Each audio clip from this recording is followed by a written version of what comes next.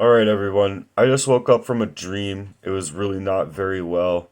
I'm not well with this stuff that's been going on with my life. And so I just wanted to come out here real quick and let you guys know I made a comprehensive list of the illegal actions, manipulations, and psychological abuses that I've been taken or that have been taken up with me, constituting as crimes that have been taken against me.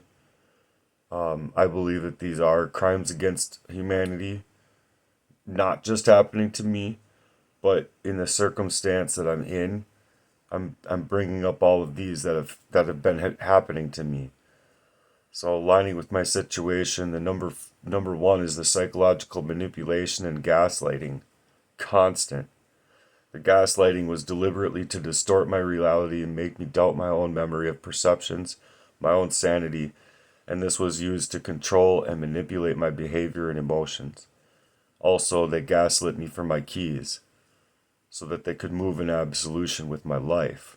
Right away upon coming into this place, after just being homeless for as long as I was, and then the isolation factor, intentionally separating me from friends, family, or anyone that could support me to make my story matter more and to make me matter more to myself even to make me more dependent upon somebody else or to make me dependent on them, to be easier to be manipulated. And I can't really explain that, but I can explain that I believe it was arsenic poisoning upon other things because the patterns that I felt, and you don't really have your memory, and so I've been left alone to fight it and figure it out. And so I've been writing down things, but as fast as I write things down, I forget sometimes. And then as fast as I'm able to get the memory and try and get to the paper with the pad and pen, I forget the memory that I'm trying to get to write it down. So it's been really, really hard to discover anything with this. Second part is fraud and deception, betrayal and emotional fraud that a good friend of 28 years, 29 years, and then my loved one, both together, and then others throughout my history. But these two in the main part of what took transpired here, I believe that it was to manipulate my emotions, my trust, my trust in my own financial gains because of the situations of the attacks, the chemical attack that I just received. Any kind of personal satisfaction that I could get in my life as far as where I was trying to get to be able to control it, undermine it, or maneuver it to where it would work out for their benefit but not mine. And it can be considered as emotional fraud, particularly if money, assets, or other resources were taken from me under false pretenses. And it wasn't it wasn't money and assets. It was to target my money and assets by targeting me, taking me away from my ability to think correctly, and also to take away my ability to reason through things, while at the same time um, taking my own ability away from, like, utilizing my money to even protect myself. And then it was they had stolen my passwords, and so it was like more things that I had to deal with on top of dealing with the covert attacks. And then there was the administering of the poison itself, the harmful substance, secretly administering these substances that are to harm my physical and mental health, which they have. And these things are seen as a crime if you can get them into court, especially if it results in the injury or significant distress, and it has, and it is injurious because of where it leads you into stress. Not only is it injurious there, but when you're physically and chemically attacked, and I was like legit in pain levels at a 9.9, both spiritually, physically, and mentally, or all of ways, then the covert poisoning is kind of like buzzing inside of you. And if you and if you think back to yourself in this way, if I was to think back to myself at any given time with the knowledge that I had of being poisoned, or with the knowledge that I was gaining of, is this really the case? And then these significant attacks keep happening and keep happening. And mind you, I'm confronting both of them on this significant crime against me. So this could also be seen as a significant crime: assault, attempted murder, manslaughter, depending on the severity. So yeah, the forced dependency here is the use of substances, like with other means to physically or psychologically control me, to keep me dependent upon them. I'm not sure how that was happened, but I believe it was through my coffee and other aspects. But it was to make me consistently reliant upon them because I didn't understand what's going on and I needed their love. And then I couldn't get their love, and I was really confused at that. I was really confused to that because it was so wrecking in my mind and heart wrecking inside and physically wrecking inside, because ever since I'm like holding on to myself here like dear life sometimes, I feel. And I'm like, I'm scared, you guys. I'm just scared, like shitless, because of what I've had to deal with in the past and people ignoring my plight. I don't want to end up in that situation again where I'm just being ignored, because that's just going to make matters worse. It's just more abuse. You see what I mean? And so I need to get something to drink. The third thing is physical and chemical abuse. No, okay, that's what I just went over, but it's the forced dependency. Okay, so we're on over that. The fourth thing, sorry, is hacking and cyber crimes. The unauthorized access to my personal devices, hijacking me in situations where I needed the money the most for like gig apps, to use the technology then to track me. If they've have had access to my phone, which I believe they have had stories disappear that had to, I was just touching on him in my story when I was living in Mounds View. I was just touching on my story with him and an ex of mine, and then it was traveling into other areas, and other areas I was think I was proving it, and that is when he came back into my life. But that's when that story disappeared. My whole journal was wiped away out of my memory and of my computer. And then because I couldn't find it anywhere, it was really psychologically messing me, because I was like, there's no way I can get that out again. That was a long story. And I was just thinking to myself that if that's the case, I'm gonna find this stuff out one way or another. No one has to deal with that. And so it's not only my computer, it's my phone, it's my online accounts without my permission to monitor me, specifically to GPS me at times or manipulate me. I believe that the GPSing went one step worse, with the actual ability to have something on my car to actually monitor my movements. I'm not sure, but I would, if I could get my car scrubbed in that way, that would be pretty amazing to find something. Um, it's just the constant hacking of me, my and the invasion of my privacy that gets me stripped from being able to do me, gets me stripped from being able to continue working. And if they're coming in my house, I legit have a crime going on in my life. And then it's the surveillance and stalking of me.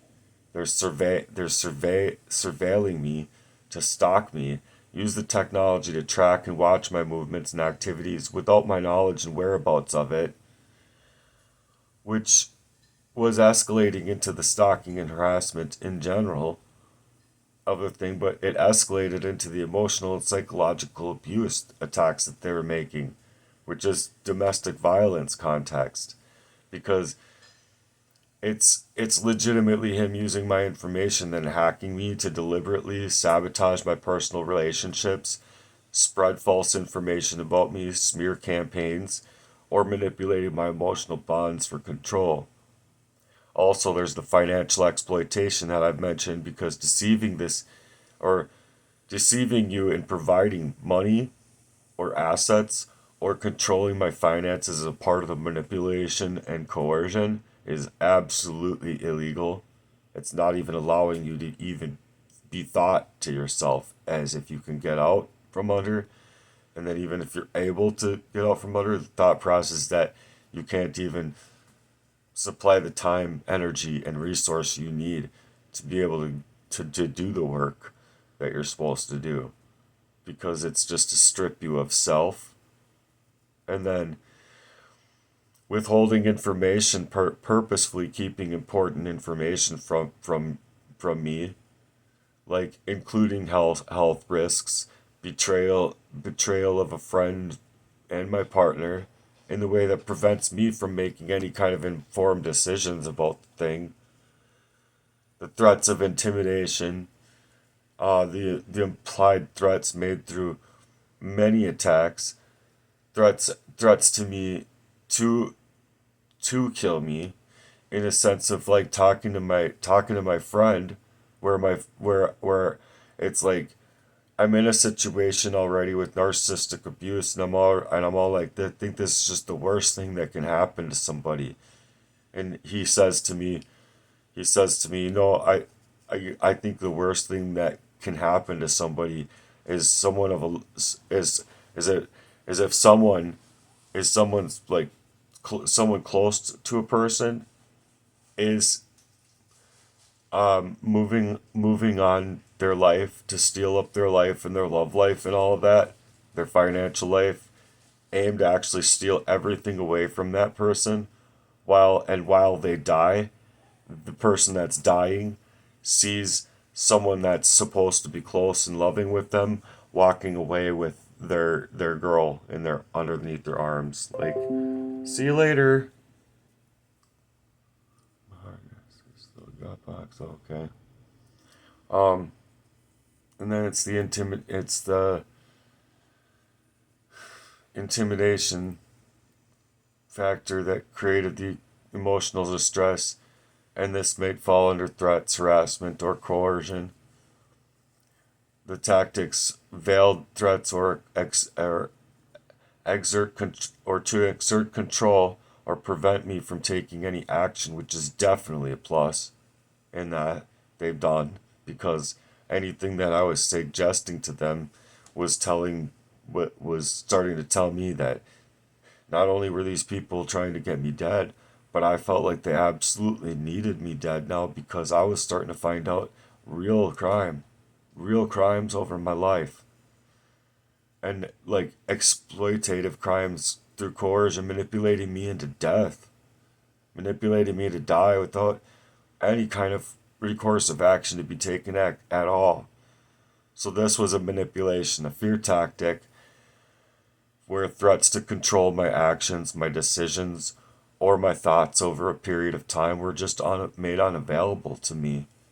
The exploitation of me to leave me in a vulnerable position where I was being emotionally wrecked and left mentally vulnerable, along with relationally vulnerable, to someone knowingly that I loved them while they didn't love me, to exploit me.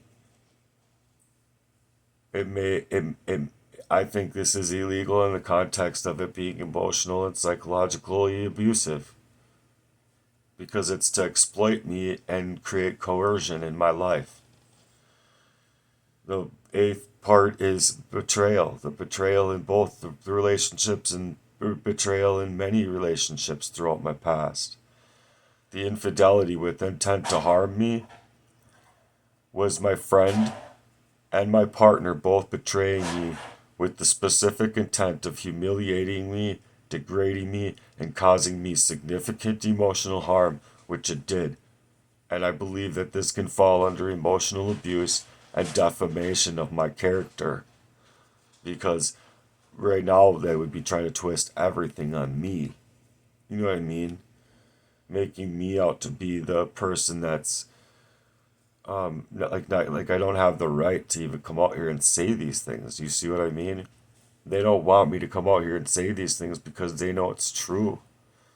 And any friend that can't hold frame for you isn't that good of a friend at all because any friend that actually tells you that they love you would be willing to fight for you.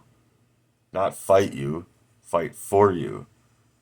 So the infidelity with intent to harm is significant. It's a significant psychological warfare attack that is using these betrayals as tactics in a strategic measure in an ongoing onslaught of psychological damaging manipulation that, if you look at it, is a part of a broader strategy of controlling my life to cause me harm. And then the defamation of character and the slander. Slandering my reputation if someone spreads false rumors or information about you to damage my personal and professional reputation.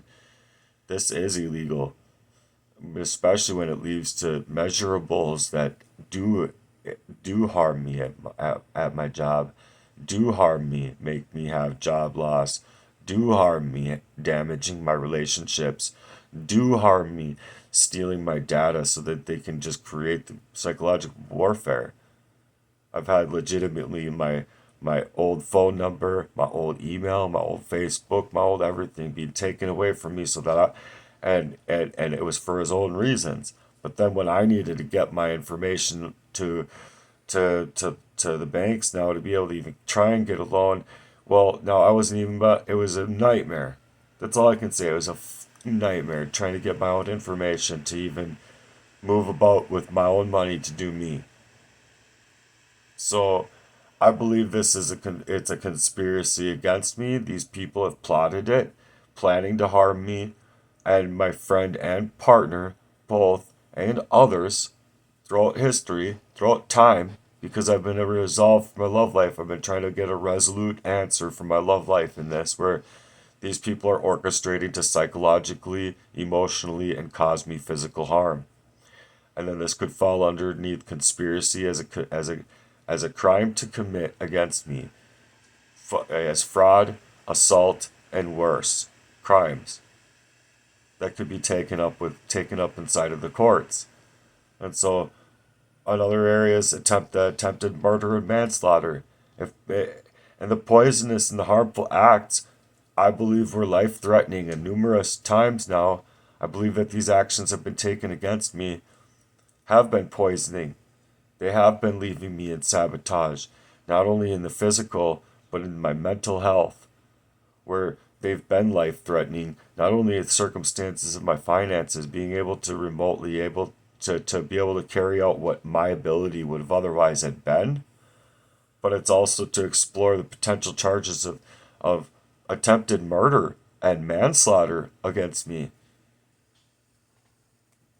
And I'm not going to let anyone do that to me that I've loved for that long. You can't fight for me, but you're going to fight me. Okay, we'll see how well that plays out for you then, because I'm not going to tolerate it.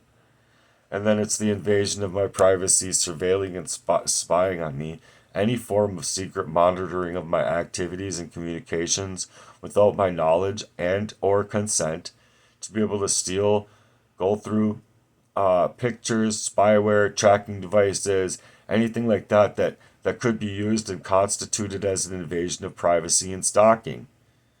Having the access to my house, for an example. I don't know all of the attacks that they've done here. I know that I've ran into enough to know that there's probably more to make me fear I don't want to be here. I didn't want to pay all of that money so that I could have my life ruined by someone close to me where I'm sleeping on the floor for 4 months and then just when I'm able to get a bed, that's just when you're gonna move up on my life, fuck up my head, and do the same things that you've always been doing. Hindsight being 2020, I wish I was able to see that stuff then so that I could have tried to move any other way, but I don't even think it would have mattered. And the fact of that is I don't think it would have mattered because I'm hacked. I could have I could have been in any other city far away and the same things would happen. But then all of a sudden moving here, it just got amplified. Amplified big time. So as I've been stating, I've been trying to document everything as noted before. I've been collecting as much evidence as I possibly can given the plight of my actual brain's power and chemistry there, where it would be almost impossible at times for me to collect and gain back access to my own emails, uh, my own texts, any other kind of records that I can even take, where there's just too much documentation. That's just the bottom line. If I was to sit here and gather documentation to strengthen my case, oh, I'd be sitting here for a long, long time. You're talking about 28 years of abuse that I could pull out of here, as long as I could stay away from covert attackers to keep my mind. And then I guess it's just the speaking with law enforcement, consulting with the lawyer, providing the detailed list of law enforcement to further this investigation, to help me determine which specific charges to pursue here. Because to protect my safety in this, there's so many different areas, and to protect my body in this, there's so many different areas to protect my mind, my abilities, my reasonings, my recollection skills, and all that kind of stuff. And mind you, I don't want to deal with any of this stuff. Honestly, all I wanted to do was play my drums, live in peace, have some tea, have a fire. Like I just wanted to do regular things, not deal with this. And this is not regular. So asking for protection of my safety is paramount to me because I feel like my life has been at risk. I feel like it has led me to be sick for years, on and off. And right now, it's just got me sicker than sick. Like, I'm sick. I don't know if you can hear my voice, but my voice is like, it used to be more up here, and now it's like way down in my diaphragm. It's like, I don't know how to explain that, but I feel it in my body. It's kind of like when you're sick and your ears are plugged, you can feel it. You can feel that pressure. Similar to that, but the pressure isn't in my head. The pressure is all up in my body, my frame. And so I've been doing everything I can to think about how I can take immediate steps to protect myself with contacting the authorities, writing the lawyers, obtaining any kind of restraining order, or relocating to a safe space. But again, where do I have to go? Because when I've been out and about and I've legit had to fall asleep in my car, I've woken up many times fine, but I've begun woken up not feeling like I was fine, and I really had to like go into prayer mode and ask the Lord, is this what's happening to me? And me really feeling that, yeah, this is happening to me. This is not you. This is not just you waking up on your own in this kind of confusion and muscle tension and um, pain, just insurmountable pain, like to the point where you couldn't even barely get up to like get out the door of the car. And not to mention that, but you're just profusely sweating. No reason for it. So I feel like my life has been at risk, and I'm trying to take those steps that are appropriate because I read articles and I see these stories of people dealing with a lot worse than what I have, and including officers of the law finding these kinds of things out who take the law into their own hands. You see what I'm saying?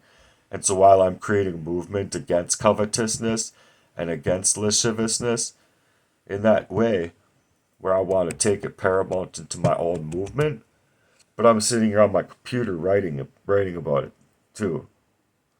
And then honestly, I feel that through the hack, it was specifically to target me in my own resolution to find this stuff out. Not only to find this stuff out, but to build this movement that I'm trying to make against covetousness and against lasciviousness, because that's exactly what I've been dealing with. Anyway, this is a long video. I hope you rewind it, listen to it again, and if there's any missing parts in here that you can personally think of, please leave them in the comments below, because this stuff is hard to put together. Thanks for being here.